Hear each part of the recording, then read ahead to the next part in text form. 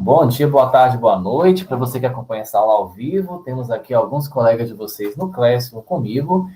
Estarei acompanhando pelo celular as mensagens, tá? Já entrando aqui pelo celular também. E hoje nós vamos dar uma continuidade no tema da semana passada, falando sobre algumas temáticas que envolvem a vida adulta, certo? E entre essas temáticas, uma das principais é a tão sonhada carteira assinada. Quem aí já teve, quem não teve, quem gosta, quem tem saudade. Então, né? É uma realidade muito comum a cada um. A minha mesmo só foi assinada uma vez, porque em geral eu trabalhei mais por contratos, né? Então, isso daí eu já não consegui, eu não tive tantas vezes a carteira assinada. Foi uma vez só, na verdade. Fora as informalidades, né? Acabei trabalhando como informal também. Mas é isso aí, minha gente. É esse passo, é isso que faz parte, e vamos estar conversando sobre isso, né? Então vamos lá. A gente já falou sobre negócio próprio, empreendedorismo, preconceitos que a gente tem sobre negócios, grandes sonhos, projetos, vida adulta, trabalho, se você trabalha para alguém, né, ou para si mesmo. Falamos sobre emprego formal, meios de produção, os tipos de empresa. Boa tarde, Ícaro.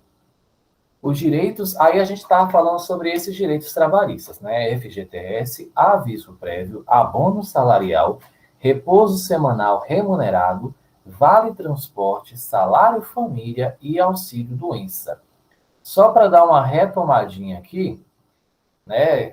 A gente fala no FGTS é o Fundo de Garantia do Tempo de Serviço. Então, todo mês a empresa ela vai recolher 8% em cima do seu salário bruto e vai pagar, né? Vai ser depositado em uma conta da Caixa que fica lá rendendo muito menos do que a poupança. Mas fica lá guardado, né? Aí o trabalhador só pode retirar quando for financiar a casa ou em caso de que for demitido sem justa causa, né? E aí, lembrando que o FGTS não é descontado do salário do funcionário. E a gente falou sobre aviso prévio, abono, repouso semanal, né? Ou seja, pela nova lei, a obrigação da folga não é no domingo, a pessoa pode trabalhar no domingo sem ganhar hora extra, mas lembrando que a cada 3 semanas, pelo menos uma folga tem que ser no domingo. Falamos sobre o Vale Transporte, e que ele é descontado, né, 6% em cima do salário do funcionário. Então, tem situações em que vale a pena a pessoa solicitar Vale Transporte e tem outras que não, né? Caso o valor do gasto seja menor do que 6% do seu salário, não vale a pena. E fizemos a diferenciação, né? Existe Vale Transporte e Auxílio Transporte.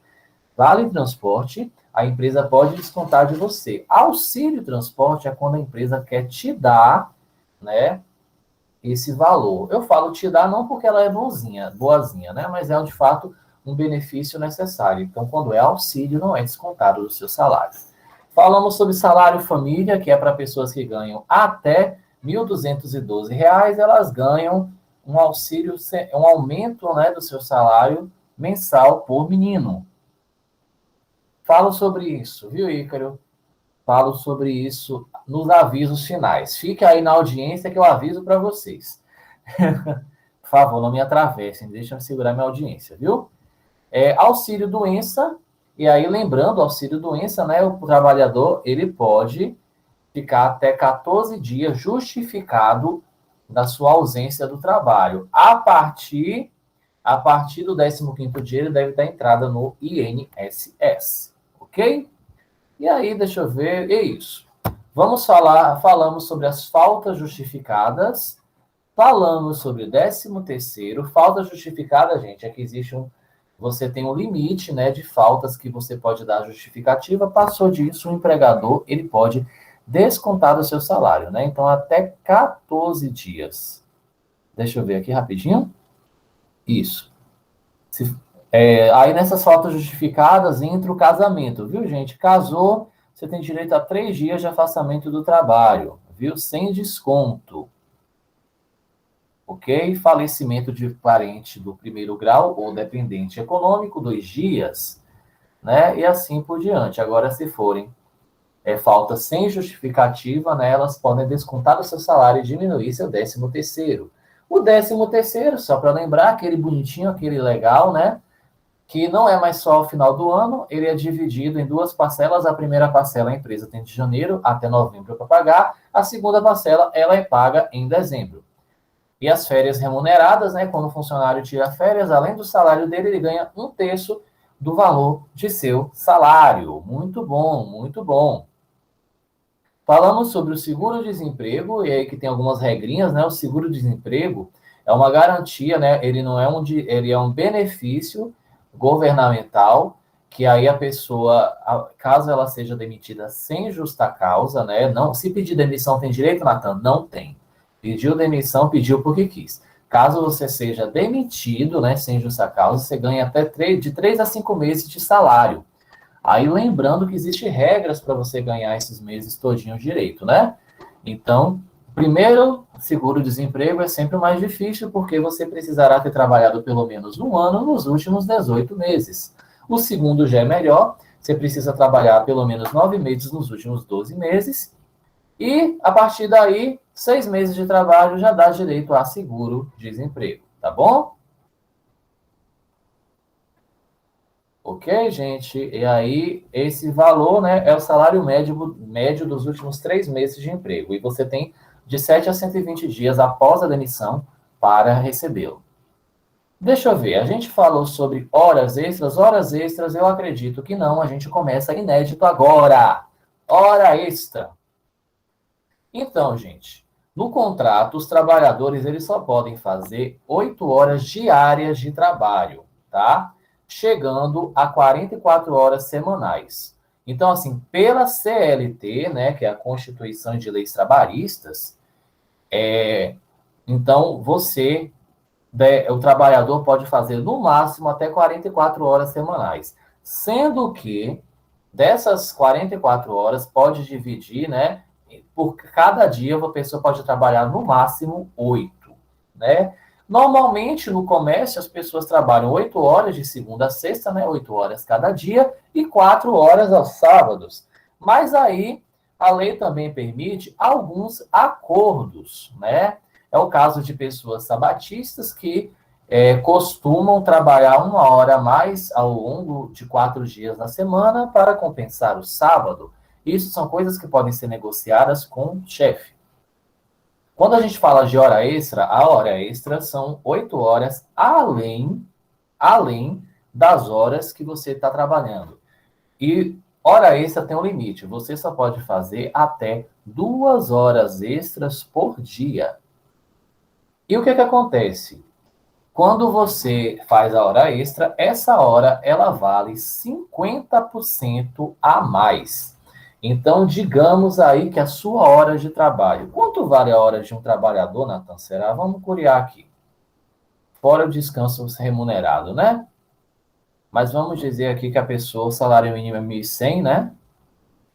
1.100 dividido por 30 dias, né?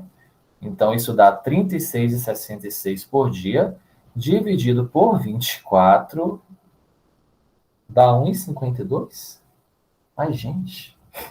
Brincadeira, gente, não é tão pouco assim não, porque a gente não conta mesmo. A gente costuma calcular em cima da hora, né? Então, a hora da pessoa, ela... Deixa eu dividir aqui. 44 horas semanais, 4 semanas e meia. É muito não. Quem ganha o salário mínimo, a sua hora de trabalho, ela vale R$ 5,55. Eu sei, triste, né? Não é muito. E aí você ganha 50% em cima. Então, essa hora extra que a pessoa faz é R$ 8,33. Mas aí vai depender do salário da pessoa, né? Alguns salários a hora extra compensa mais, outros salários a hora extra compensa menos, né? Quanto maior o salário, maior o valor por hora. Beleza? Mas então, a hora extra ganha 50% a mais. Então, a pessoa que vai... ela é opcional, tá? O funcionário ele pode não querer. Mas existe um negocinho na lei que é interessante. É assim para o patrão, não para a gente. Algumas empresas, elas podem adotar o sistema de banco de horas. Nesse caso, o funcionário trabalha horas extras e elas são computadas, ou seja, são anotadas as horas extras e ficam à disposição, para que ele tire folgas ou termine mais cedo a jornada quando precisar. Como é que funciona? Então, o valor de horas é deduzido desse total sem que ele tenha direito a pagamento sobre as horas acumuladas. Isso depende do sindicato. Como é que funciona esse banco de horas, gente? Você trabalha numa padaria e aí hoje é quarta, né? Na quarta-feira teve uma quantidade de encomendas de salgados maior. E aí seu chefe falou, olha, preciso que você fique 2 horas mais cedo. E se a sua empresa for do regime de banco de horas, aí essas 2 horas mais cedo ficam guardadas e você pode descontar depois. Aí, em outro dia, você pode sair 2 horas mais cedo, certo? Isso é quando tem política de hora extra, né? Agora, em geral, as empresas não gostam de hora extra porque precisam pagar, né? Ok? Mas, em geral, as pessoas também negociam folga. Minha tia, ela trabalha no mercado em São Paulo e lá tem essa questão de banco de horas, né? Ela foi fazendo tanta hora extra, tanta hora extra, tanta hora extra por causa do movimento que a empresa teve que dar 5 dias de férias, de folga para ela, justamente por causa dessas horas. Uma horinha aqui, uma horinha ali foi acumulando, e ela ganhou em acréscimo de folga. Bem-vinda, Rosana. Aí tem outra coisa que é o adicional noturno. Como assim, Nathan? Quem é afetado por isso? Em geral, é quem trabalha noturno, por exemplo, né? O pessoal da mineração na magnesita, outras mineradoras. A gente tem também vigias, seguranças, porteiros, pessoas que trabalham entre o horário de 22 horas e 5. O que acontece? Quando a pessoa ela trabalha nesse horário, né, a partir das 10 horas até as 5 da manhã, ela tem um direito a mais. Então, o salário dela deve ser acrescido de 20% sobre a hora de trabalho, certo? E a hora de trabalho, para quem trabalha neste período, ela é menor. Então, enquanto de 5 da manhã até 10 da noite, a hora de trabalho é 60 minutos normal. No período da noite, né, no período da noite, a hora de trabalho ela é 52 minutos, perdão, é 52 minutos e 30 segundos. Então, aqui, ó, de 10 horas da noite até 5 da manhã são 7 horas. Mas se a gente divide, multiplicando por 100 dá 420. Se eu divido isso aqui por 52, vai fechar 8 horas. Então, existe esse cálculo aí, a hora noturna, ela é menor, né? Assim, contabilmente falando.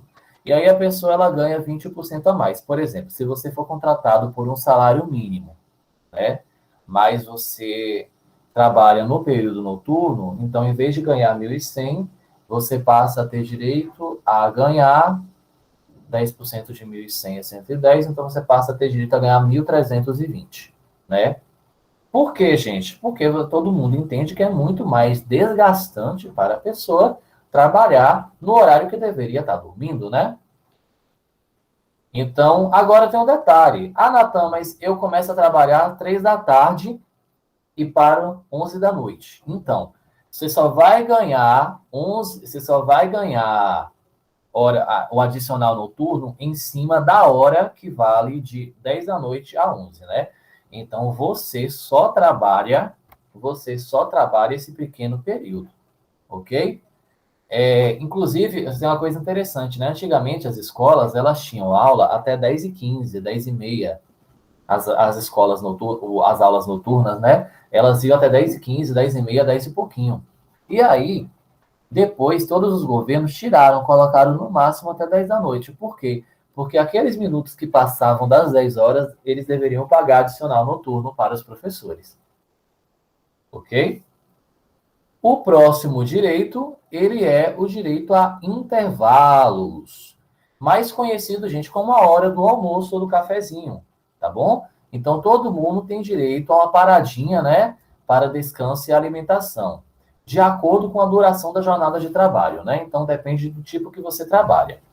Porque existe dois tipos de intervalo. Existe intervalo intra-jornada e intervalo interjornada. Intra, e inter. Como assim? Quando é interjornada, é aquela pessoa que faz turnão, né? A pessoa, ela entra no trabalho, exerce todos os suas funções e sai, e depois que sai não volta mais. E interjornada é aquela pessoa que vai para o trabalho, de manhã, trabalha de manhã, volta para casa à tarde, ou vai para, sei lá, para onde ela quiser ir, almoça e volta no período da tarde. Quem trabalha de turnão, a jornada, e faz jornada de mais de 6 horas, né, tem direito a 1 ou 2 horas de intervalo, ok? E essa escolha depende da empresa. Quando a empresa vai te contratar, né, ela vai te dizer, olha, sua carga horária é de 8 horas diárias e você vai ter 1 hora de almoço só. Ou você vai ter 2 horas de almoço. Isso daí não é uma questão do funcionário, né? Isso daí é a empresa que determina. Então, ela tem que deixar claro isso. Para quem tem jornada de até 4 horas diárias, então a jornada só é 4 horas, os intervalos devem ser só de 15 minutos. E menos de 4 horas diárias não tem direito a intervalo. Já as interjornadas se referem ao período mínimo de 11 horas entre o final de uma jornada e outro. Como assim? O que é o intervalo interjornada? Então, bora lá. Vamos repetir aqui. Intrajornada é aquela pessoa que trabalha no dia, de boa, 8 horas, para 1 horinha para almoçar ou 2, vai para casa. Isso é o descanso dentro da jornada de trabalho. Eu falei errado, não tem nada a ver com ir para casa. Então, assim, dentro da jornada de trabalho, se você trabalha mais de 6 horas, você tem 1 hora ou 2 de direito de intervalo para lanche, almoço, sei lá. Quem trabalha até 4, então, de 4 a 6 horas, 15 minutinhos só de intervalo. E esse intervalo, gente, ele não conta como carga horária de trabalho, né? Então, assim, se você trabalha de 8 a 6 e para de meio-dia às 2 para almoçar, esse intervalo aí, ele não faz parte da sua carga horária de trabalho, viu? Esses 15 minutos também não fazem parte do pessoal que trabalha de 4 a 6 horas diárias. E quem trabalha menos de 4 horas não para. Não para. E tem uma realidade também. Quem trabalha de turno? As pessoas que trabalham de turno, que a interjornada, né? Elas têm que ter um descanso de 11 horas entre o final de uma jornada e o começo de outra. Por exemplo, eu trabalhava numa escola, há 3 anos atrás eu trabalhava à noite, né? E aí eu saía da escola 10 horas. Então, eu só poderia voltar a trabalhar 10 horas da noite. Então, pela lei do descanso interjornada, eu só deveria voltar a dar aula a partir das 9 da noite, das 9 da manhã do outro dia. Então, se eu parei 10, eu tenho 11 horas de descanso. Então, se eu paro 10 da noite, eu só posso voltar às 9 da manhã. Inclusive, não se cumpria isso. Né? Vou processar alguém aí. Não se cumpria. Mentira, viu, gente? Mentira, Rui. Brincadeira, viu, gente? Mas realmente não se cumpria. Aí a gente tem que tomar esses cuidados, né? De como dessas jornadas são legais, né? Então, 11 horas só de intervalo. Aí é o pessoal que faz turno na Magnesita, né? Então, assim, a pessoa, se ela trabalhou um turno, ela saiu do turno 9 da noite, então ela só pode voltar a trabalhar no outro dia, 8 da manhã. Essas 11 horas parece intervalo muito grande, gente, mas de 6 a 8 horas a pessoa passa dormindo, né? Então não é muito grande. Beleza? Estão entendendo, gente? Aí, esse de descanso, vocês sabiam dessas 11 horas? Não sei se vocês sabiam, pois é. É o pessoal do turno aí, tem que ter 11 horas entre um trabalho e outro. E vamos falar também sobre a licença maternidade. Ou licença paternidade também. Como assim, Natan? Licença paternidade é invenção de agora? Não. Mas calma, senhores, calma. Viu? Antes de você tentar engravidar, calma que a sua licença é pequena. Viu? Brincadeiras à parte, vamos lá. A licença maternidade, gente, é quando a funcionária ou o funcionário tem filhos. Eles ganham o direito de se afastar por um período. A licença ela é concedida tanto para o pai quanto para a mãe, e não apenas para gestantes. Por que é importante dizer isso? Porque existem casos de adoção. Se você não sabia, eu te conto. Quando alguém adota uma criança, ela tem o direito à licença maternidade. Mas, Natan, não adotei recém-nascido. Adotou uma criança de 8 anos. Adotou uma criança de 2, uma criança de 3, um adolescente de 17. Não importa. Tem o direito de ficar em casa por um determinado período, ok? Então, assim, no caso das funcionárias que tiveram um filho, o período de afastamento é de 4 meses, tá bom? Então, a mulher deve solicitar esse benefício até o final do primeiro mês após o parto. Então, cuidado. Então, assim, hoje é dia 4. Vamos dizer que uma mulher pariu hoje, né? Deu à luz, né? Mais bonito. Enfim, deu à luz hoje. Então, ela só tem até 4 de setembro para ir no INSS e solicitar o afastamento. Porque se passar disso, perde o direito, viu? Então, ó, cuidado, cuidado. Então, a mulher deve solicitar o benefício até o final do mês, tá bom? Em geral, via de regra, tá, meninas, quando for fazer seu planejamento familiar, via de regra, as pessoas em geral, assim, engravidou, ela nem tira férias, ela junta as férias para tirar junto, né? Para tirar junto da licença maternidade, que aí, em vez de 4 meses, consegue passar 5 meses em casa, né? É o caso também quando a mulher, às vezes, ela, perto de dar os dias de dar à luz, né? Às vezes já tira as férias antes para não, para ficar em casa e tal, né? Então, isso é uma prática. Em geral, as empresas tendem a ser flexíveis com isso, né? Não tendem a negar, não. E quem paga a sua licença maternidade? A empresa. Ué, Natan, não era INSS? Então, aí depois o INSS vai e paga a empresa, viu? A empresa te paga, o INSS paga a empresa depois. Em tese, é um benefício concedido pelo INSS.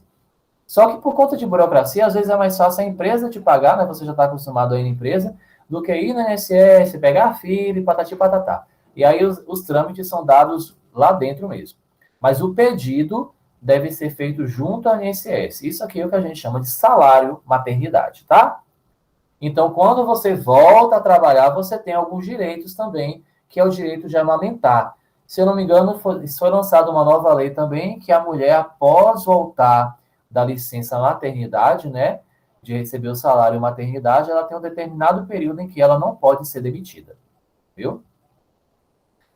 Beleza. Então, e o direito da amamentação, né, a mulher ela tem o direito a entrar alguns dias mais tarde ou sair mais cedo, ou negociar saídas durante o período do trabalho para amamentar. Salvo exceções, que são os casos em empresas que têm creche, né? Por exemplo, eu fui beneficiado com isso, né? No caso, quando eu nasci, minha mãe ela era auxiliar de enfermagem, ela trabalhava em hospital lá em São Paulo, e aí dentro do hospital, que era enorme, tinha uma creche. Então, aí no caso, minha mãe ia comigo para o trabalho. Aí me deixava na creche e aí, volta e meia, ela dava um intervalo e ia fazer a amamentação. Então, quando a empresa dá creche, beleza. Agora, quando não dá, então a mãe ela tem o direito de ir em casa de vez em quando para amamentar a criança, certo? Então, isso depois que a licença maternidade acaba, viu? Já os trabalhadores do sexo masculino podem ficar até 5 dias afastados, a contar a partir da data do nascimento da criança. Então, se o filho nasceu sexta, azar o seu, tá? Brincadeira. Mas assim, se a criança nasceu sexta-feira, então são 5 dias. Então, sábado, domingo, segunda, terça e quarta. Né? Então, são dias contados a partir do dia do nascimento da criança. Então, você conversa lá com o menino da barriga e fala: ó, meu filho, tu nasce domingo. Nasce domingo que é melhor. Porque aí domingo papai folga segunda, terça, quarta, quinta e sexta. Trabalha só sábado e vai para o final de semana. Então, faz uma negociação com o neném, né? Faz uma negociação com o neném, né? Tem gente que costuma marcar parto, né? Mas parto não se marca geralmente para dezembro, para domingo. Ok? E o funcionário ele deve fazer a solicitação de licença paternidade até 48 horas depois do nascimento, né? A mesma regra para os afastamentos em caso de doença ou acidente. certo? E a contagem, lembra sempre, é um dia útil a partir do nascimento da criança.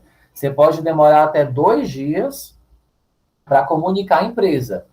Você pode até, mais assim, a contagem, o direito de se afastar é 5 dias após a criança nascer, viu? Mas aí existe também, aí por isso que fala, sim, gente, dia útil, perdão. Então, quando fala dia útil, é dia de trabalho. Então, tranquilo, pode falar para o menino, pode nascer sexta, viu? Pode nascer sexta. Então, nascendo sexta, conta o sábado, o domingo não conta. Então, conta o sábado, o domingo não conta, segunda, terça, quarta e quinta, volta a trabalhar na sexta. Então, não conta o dia que o funcionário já não trabalha, viu? Então, fica tranquilo, não precisa mais falar para o menino nascer no domingo. E as empresas que fazem parte do... E tem um detalhe para essa licença maternidade, é que tem empresas que fazem parte de um programa governamental chamado Empresa Cidadã. E quem faz parte desse tipo de programa, as mulheres elas ganham uma licença maternidade de até 6 meses, tá? 6 meses. E os homens, 20 dias de afastamento, tá bom? Em relação aos homens, existe um detalhe jurídico que, assim, não é um detalhe feliz, né? Mas vale a pena citar. Por exemplo, caso, por exemplo, o pai teve o casal, né, teve um filho, e aí a mãe vem a falecer. O pai, ele pode dar entrada judicialmente e ganha o direito de ficar 6 meses, 4 meses com a criança em casa, né? Ganha o direito de receber o salário paternidade dessa mais acrescido, né? Porque, no caso, a criança, ela perdeu a mãe, né? Então, esse direito, gente, é um direito para resguardar a criança, né? Sempre. Então, judicialmente, há como requerer, mas é claro que ninguém quer ter um direito fúnebre desse, né? Mas é isso, então, se a empresa... Então, voltando, licença maternidade, 4 meses. Quem paga é a empresa, INSS ressarce a empresa, mas a entrada tem que ser dada no INSS, tá bom? Licença paternidade é mais um afastamento, tá bom? Remunerado, mas é um afastamento, não é o INSS que paga. E aí, 5 dias úteis, tá bom? Depois do nascimento da criança. Então, a criança nasceu, por exemplo, nasceu hoje, dia 4, então eu vou contar a partir de amanhã. 5 dias, né? Então, quinta, sexta, sábado, segunda e terça. Pula o domingo, viu? Por acaso, que domingo seria o meu dia de folga, né? Então, nesse sentido aí. Então, essa é a licença maternidade e paternidade, né? Empresa cidadã, 6 meses para a mulher, 20 dias para o homem. Importante saber disso. Essa questão da amamentação é muito importante vocês lembrarem isso em empresa, né?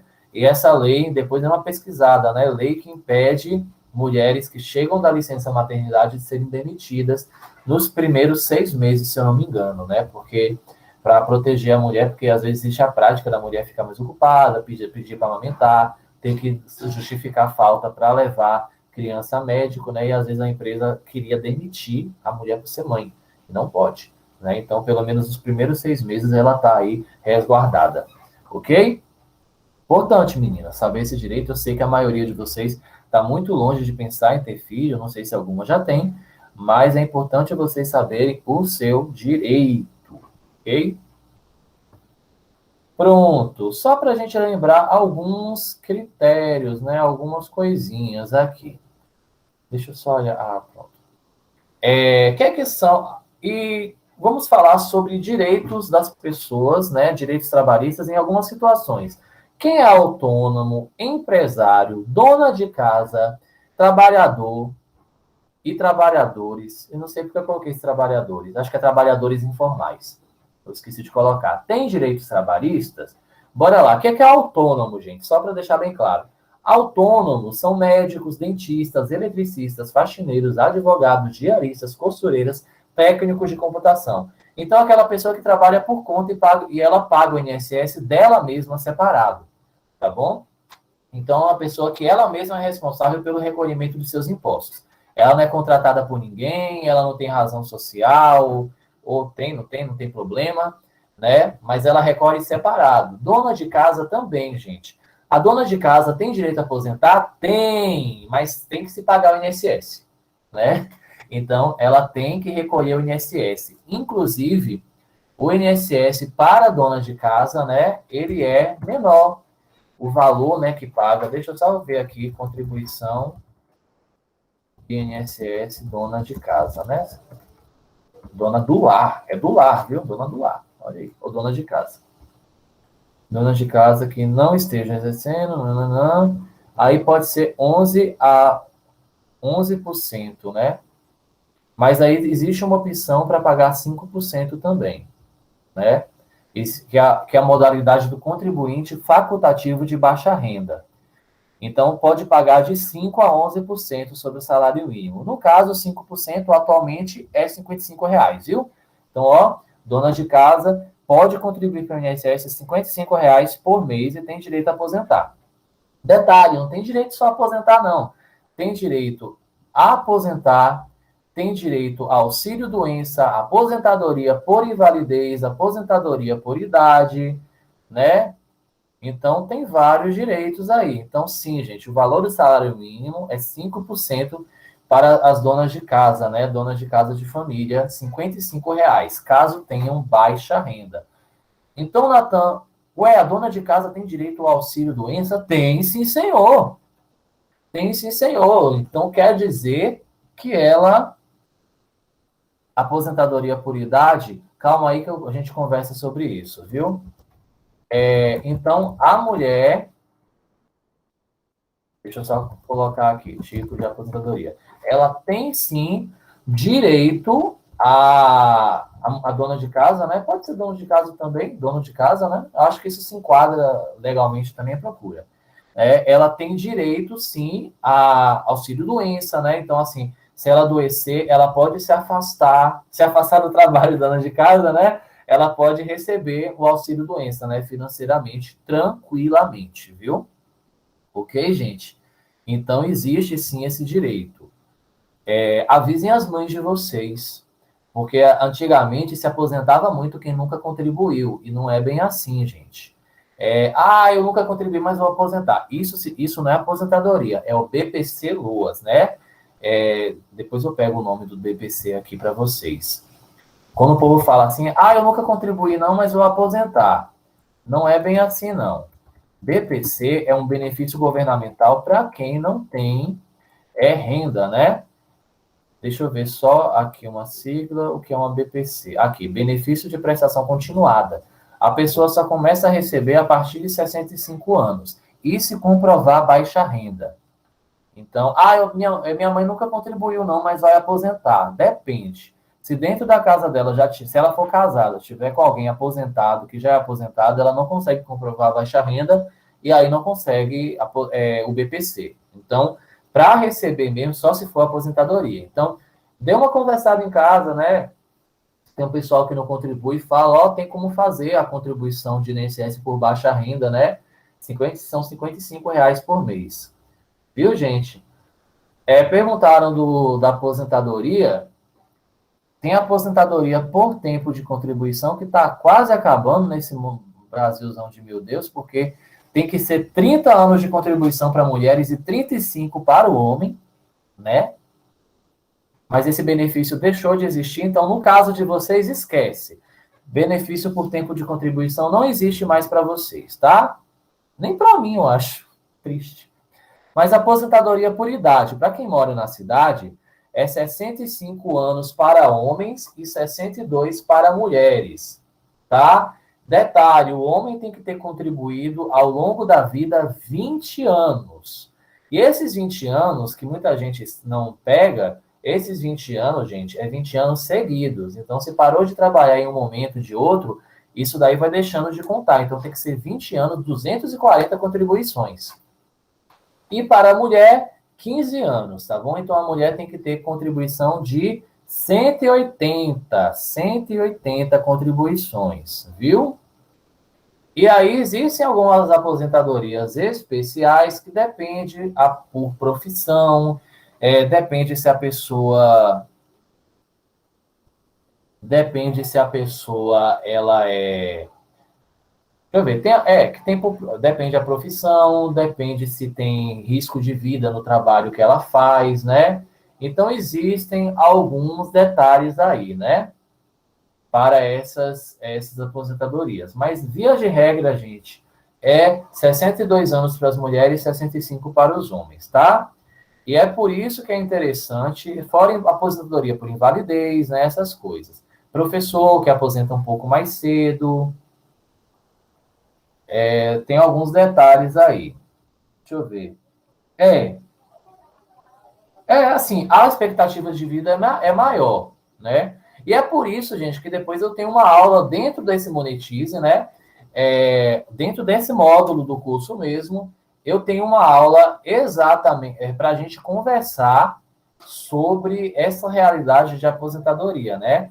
Como nós temos que pensar na nossa aposentadoria.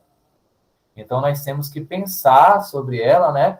Porque nós precisamos aprender a ser econômicos para garantir uma qualidade de vida antes dos 65 anos, né? Pelo amor de Deus. Então, eu quero conversar com vocês sobre isso. Então, a gente vai ter uma aula só sobre esse tema de aposentadoria, né? E aí eu vou dizer para vocês por que o INSS é um risco, porque o INSS pode dar falência, né? Porque se a legislação continuar tal qual tá, aí a gente vai tirar alguns mitos, né? Primeira coisa que é preciso entender, gente, INSS não é poupança, viu? Não é poupança. O dinheiro que está sendo descontado do seu salário já foi gasto, tá? Não tá lá guardado, ok? Vou parar a aula para continuar a gravação, mas hoje não vai ser aula longa, não.